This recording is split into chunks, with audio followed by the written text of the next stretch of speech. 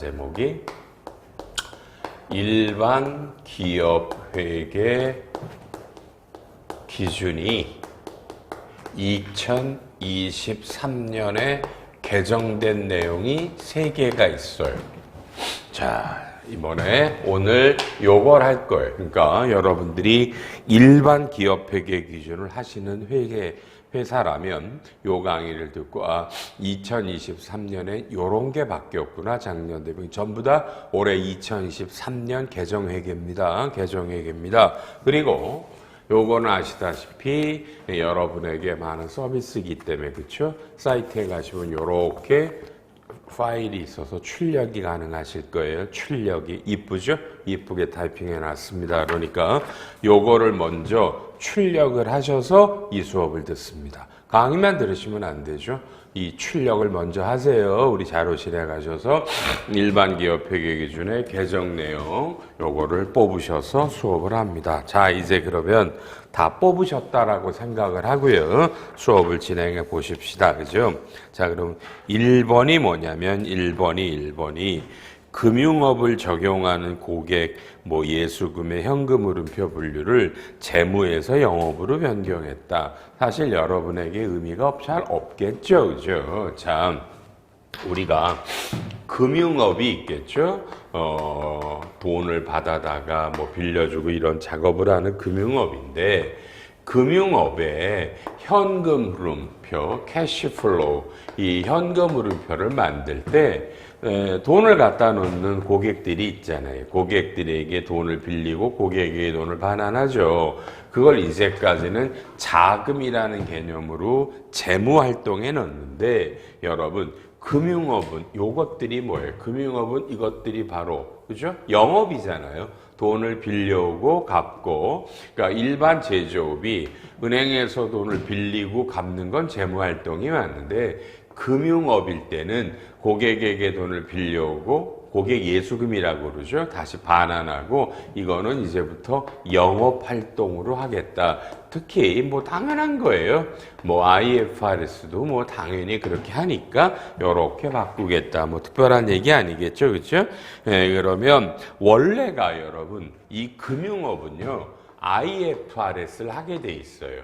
IFRS를요. 그러면 금융업이 일반 회계를 하는 건 거기 동그라미 3번에 써 있죠. 그죠? 가로 2번에 여기는 가로 3번에 있죠. 상호저축은행하고요. 여신 전문 금융회사가 해당이 돼요. 여기에 해당하는 게 그러니까 기본적인 은행증권 보험은 IFRS인데 금융업인데 일반 회계를 하는 건요, 그죠? 상호저축은행과 여신 전문 금융회사가 있단 말이에요, 그렇죠? 그러니까 거기 그거가 영업으로 간다. 여러분에게 별로 중요하지 않겠네요. 그래도 이게 하나의 개정이고요. 두 번째 개정된 내용은 뭐냐? 2번이 뭐라고 써 있어요? 정부 보조금의 회계 처리가 그렇죠? 수익 관련 보조금의 표시 방법이 변경이 됐어. 이건 중요한 거예요. 자, 국가나 지방자치단체로부터 보조금을 받아요.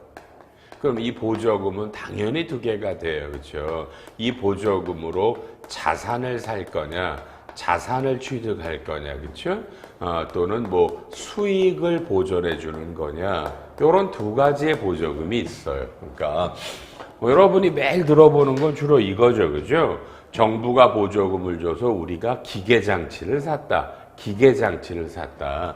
이런 게 이 보조금을 요 자산에서 차감해라. 그래서 감가상 자산 잡지 말고 또 보조금을 수익 잡지 말고 그죠? 감가상각을 비용 잡지 마라. 이게 가장 잘 하시는 거고요.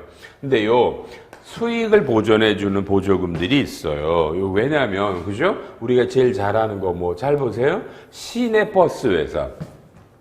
시내버스 회사는 일반적으로 직금 요금으로 영업을 하면 손해가 난대잖아요. 그죠? 손해가 난대. 그러면 버스 안 할 거 아니에요. 안 하면 안 되니까 정부가 보조금을 준다. 그럼 버스 사라고 준 게 아니잖아요. 수익을 보존해 주는 거잖아요. 그렇죠? 그런 보조금이 어떻게 바뀌나. 그러니까 자산 관련의 보조금이 아니라 수익을 보존해 주기 위한 보조금의 회계가 그렇죠? 거기 개정부터 오지 말고 다음에 가로 3번의 종전은 뭐라고 그랬어요? 수익과 관련한 보조금이 대응되는 비용이 없다. 그러면 수익으로 잡고 대응되는 어떤 특정의 비용이 있다. 그러면 비용과 상계하래요. 그러니까 여기 키워드가 대응되는 비용이 없다.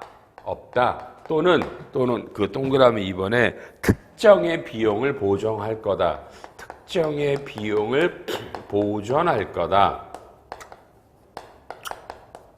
두 가지. 그러니까 그냥 어떤 뭘 대응할 게 별로 없어. 그래도 그냥 결손 나니까 줄게 뭐 이러면 이건 수익이다. 수익에는 그죠? 매출 쪽에 있는 영업 수익하고 영업 외 수익이 있죠. 영업 수익이라는 건 쉽게 말하면 매출 쪽으로 잡으라는 얘기예요. 그렇죠? 이럴 때 잡을 때 뭐라고 써 있어요? 거기에 이 주된 영업과 관련이 있으면 주된 영업, 이 회사가 하는 영업과 관련이 있다면 주된 영업과 관련이 있으면 영업 수익이고 관련이 없다면은 영업의 수익이다. 지금 이렇게 하라고 돼 있죠. 그죠? 요렇게 하라고 나오네요. 요렇게. 요게 옛날이에요. 그러니까 키워드가 이런 수익과 관련한 대응되는 비용이 없어. 그럼 그냥 수익 잡는데 매출로 잡아도 되고 영업의 수익인데 영업과 관련이 있냐 없냐 주된 걸 따져. 근데 뭘 특정한 대응되는 비용을 그걸 보존해 주기 위해 준 거야. 그럼 이건 비용을 상계해라. 요게 과거예요. 요게 과거. 근데 이게 이제 어떻게 바뀌냐면 위에 개정된 내용이 뭐라고 하나 볼게요. 가로 2번에 요거를 수익 관련 보조금은요. 수익으로 해도 되고 비용으로 상계해도 되고 요거를 수익으로 잡냐 이게 비용과 상계란 말이에요. 요거를 선택을 해라. 회사가 선택을 해라. 이건 꽤 중요한 거예요. 자, 어떤 회사는 매출을 잡는 게 좋을 수도 있고 어떤 회사는 비용을 죽이는 게 좋을 수도 있어요. 그래서 이거를 회사가 선택을 하세요. 그러니까 옛날에는 무조건 수익이냐 비용 상계냐를 상황에 따라 결정해야 되는데 지금은 그쵸? 선택을 해라. 회사가 선택을 해라. 그런데 여기에 보면 그 둘째 줄이죠.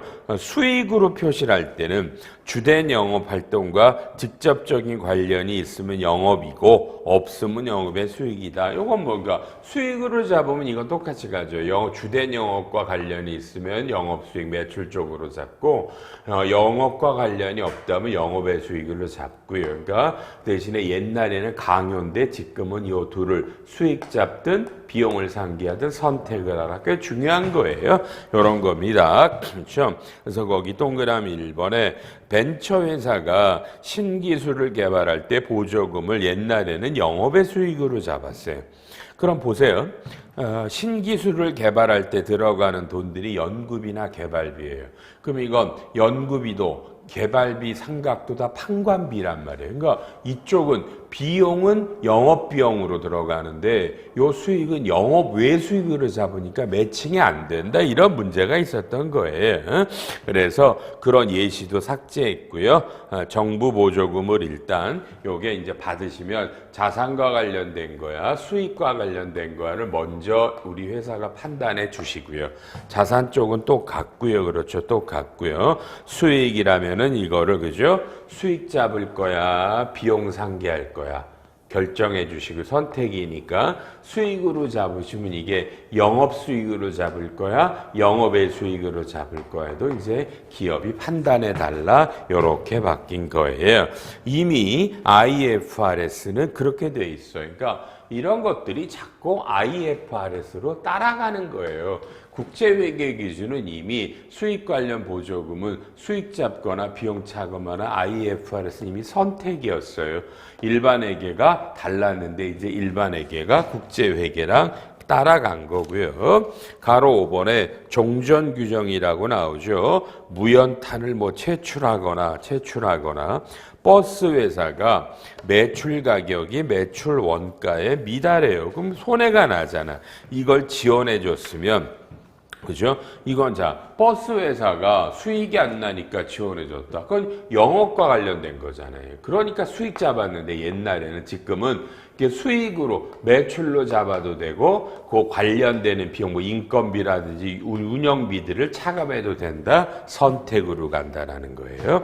그러니까 매출 원가를 차감해도 된다 이렇게 돼 있죠. 매출액으로 하든지. 그다음에 2번 저가로 수입할 수 있는 원재료를 외국에서 사면 싸는데 우리나라 비싼 원재료를 사라. 그럼 이게 비용에 대한 거잖아요. 그죠? 비용이면 옛날에는 비용과 관련된 특정한 비용이니까 비용을 상계해야 되는데 지금은 바뀌어서 이걸 역시 똑같이 옛날처럼 원가, 제조 원가를 차감해도 되고 매출액도 처리해도 된다. 3번. 좀 전에 벤처가 신기술 개발 지원 보조금을 받는 옛날에는 영업의 수익이에요. 이게 연구비나 개발비로 가는 것들이 다 영업 비용이니까 이걸 기타 영업 수익해서 매출 쪽에 하나를 잡아도 되고요. 연구비나 경상 개발비를 바로 차감하자. 이건 다른 거죠. 영업의 수익 잡히던 게 아예 매출로 잡히거나 또는 판관비를 추결하는 거 아니에요. 그렇죠? 영업이익에 반영이 되는 겁니다. 이런 것들이 바뀌었고 경과 규정 이건 올해부터 적용을 하고요. 제일 중요한 겁니다. 전진법입니다. 절대로 이건 2022년 이전분을 소급 적용하지 않습니다. 원래 회계기준이 바뀌면은 전진법이죠. 소급법이죠. 바꾸는데 요거는 절대로 소급법을 하지 않습니다. 전진법이니까 2023년에 정부로부터 받는 보조금 중에 수익과 관련된 보조금을 이렇게 합니다. 옛날 걸 수정하지 않습니다. 이건 참 중요한 겁니다. 그렇죠? 자, 좋고요. 그다음에 이제 3번. 3개라고 그랬으니까 마지막이죠. 3번으로 갑니다. 칠판 봐주시면 우리가 맨날 어떤 A라는 법인이 그죠? B라는 법인에 대해서 뭘 가졌다고 그래? 맨날 우리가 말하는 게 여러분 지배력을 가지면 그죠? 지배력을 가지면 여기를 지배기업이라고 부르고 여기는 종속기업이라고 불러서 어떻게 해요? 요 둘을 우리는 합한 연결재무제표를 만들죠. 연결재무제표를 만들어요. 연결재무제표를 만들어요. 자, 그런데 요 연결재무제표를 만드는데 이제 문제가 하나 있었어요. 우리나라에는 요게 일반에게는 요 A 법인이 비상장이잖아요. 비상장에 대한 부담을 줄여주기 위해서 비상장이 종속기업이 있는데 이게 회계감사를 안 받아요. 그러니까 우리 일반회계니까 비상장 지배기업이 있고 종속기업이 있는데 종속기업이 규모가 작아서 여러분 회계감사를 안 받으면 이거를 뭐라 그래요? 요거를 연결해서 제외하라는 예외 규정을 만들어 줬었어요. 이거 도와주는 거겠죠, 그죠? 이런 기업들을 돕고자 하는 거였어요. 안 해도 돼, 연결하지 마. 근데 이게 이 유예 조항이 그쵸? 요게 2021년까지였어요. 그러니까 올해는 2022년에 연결할 때는 모든 회계감사 안 받는 법인들도 연결의 대상이 들어가야 돼요. 회계감사 안 받아도. 그럼 이게 이 비상장들의 연결 범위가 이건 어마어마하게 많은 거예요. 어마어마하게 많아지는 거거든요. 이런 문제가 아직도 코로나 때문에 그렇고 기업들이 경기가 어려워서 이번에 그렇죠? 이것도 아주 엄청난 특례가 나왔습니다. 교과서의 프린트물을 잠깐 보죠. 바로 1번에 다음 중 어느 하나에 해당하지 않는 지배 기업은 일반 기업 회계 기준의 뭐뭐뭐에 따라 이거를 그죠? 모든 종속 기업을 연결 범위에 포함하는 규정을 적용하지 아니할 수 있어요. 그럼 뒤집으면 여러분 1, 2, 3, 4에 해당하는 기업은 회계 감사 안 받아도 무조건 연결을 하셔야 돼요. 1, 2, 3, 4인가? 여러분이 1, 2, 3, 4에 아닌가를 보셔야 돼요. 1번이 여러분이 상장이다. 말할 이유가 없죠. 상장이면 처음부터 IFRS니까 요 일반회계 기준이 적용이 안 되죠.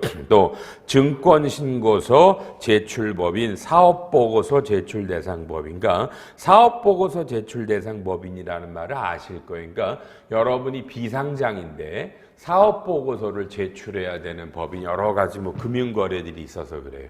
이러면 여러분은 무조건 연결하셔야 돼요. 회계감사를 안 받는 중소기업도. 알았죠? 그러니까 이렇게 상장이 아니거나 사업보고서 제출법인이 아니라면 비상장이라면 회계감사 안 받는 데들은 안 해도 된다 이거예요. 2번이 하나도 되죠. 금융회사는 아까 말했죠. 금융회사는 다 IFRS예요. 상호저축은행 빼고는요. 그러니까 다 연결하게 돼 있고요. 규모가 적은 회사들도요. 3번이 제일 중요해요.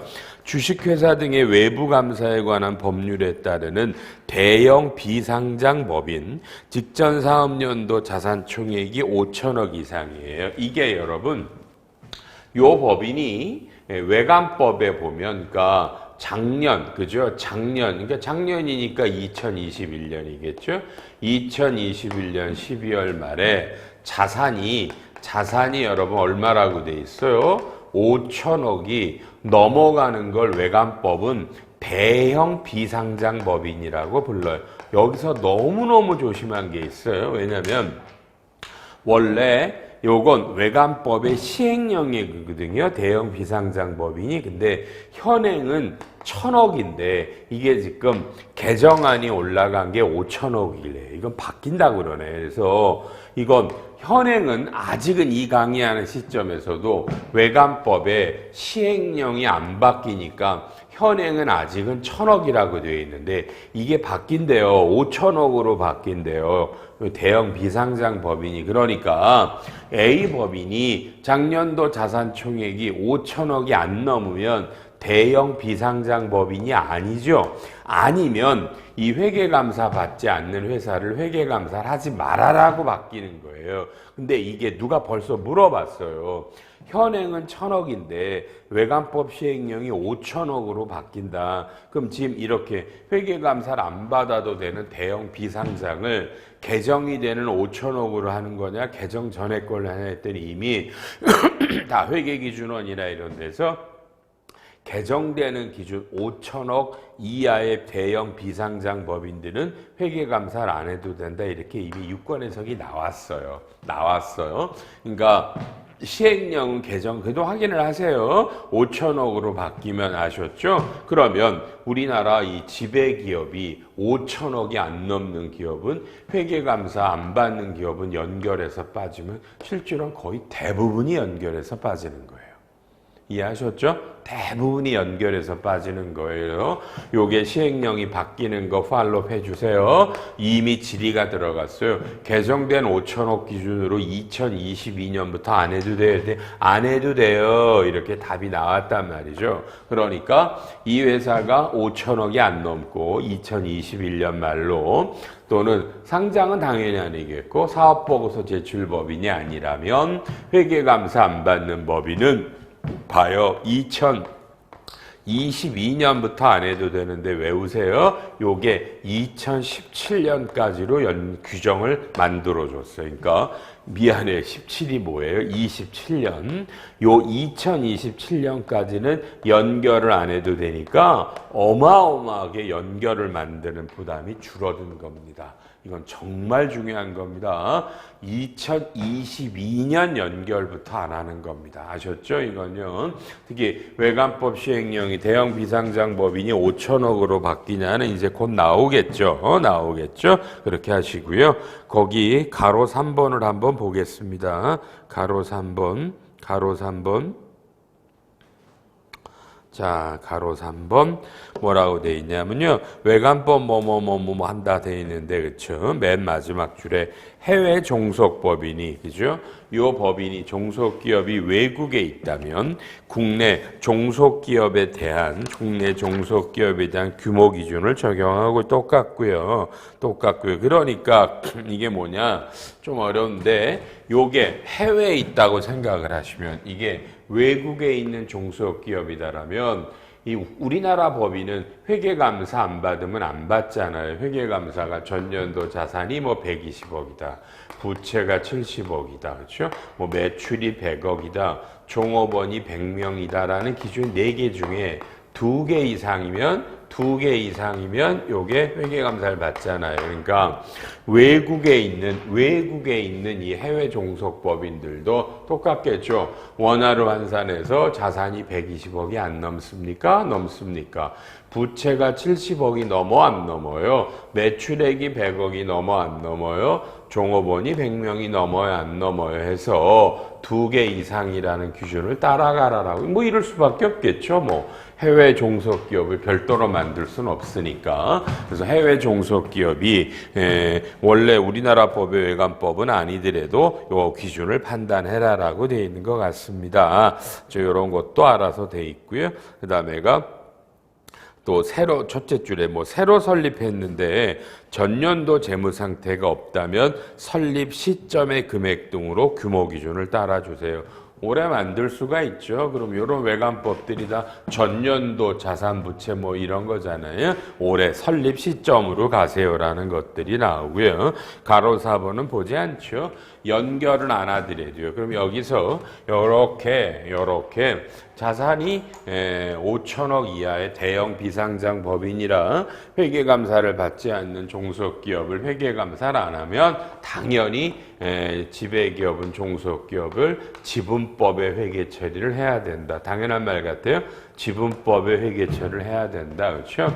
근데 또 이것도 당연하죠. A가 또 당연히 중소기업이면 지분법을 안 해도 되는 중소기업 회계 처리 특례는 똑같이 적용되는 겁니다. 이미 여러분이 아시는 내용들입니다. 자, 이게 일반 기업 회계 기준의 3개인데 가장 중요한 건 당연하겠죠. 연결을 안 해도 된다라는 것들은 2022년분부터 적용이 되는 거예요. 그건 중요한 거고요. 올해 수익과 관련한 보조금이 수익으로 잡든 비용을 상기하든 이제 회사가 선택하실 수 있다. IFRS로 똑같이 일치시켰다. 중요한 것 같네. 그렇죠? 나름 이런 게 바뀌었습니다, 여러분. 이렇게 일반 회계 기준은 3개가 바뀌었으니까 이렇게 아주 이쁘게 타이핑한 자료도 다운받으셔서 업무에 활용하시기 바랍니다.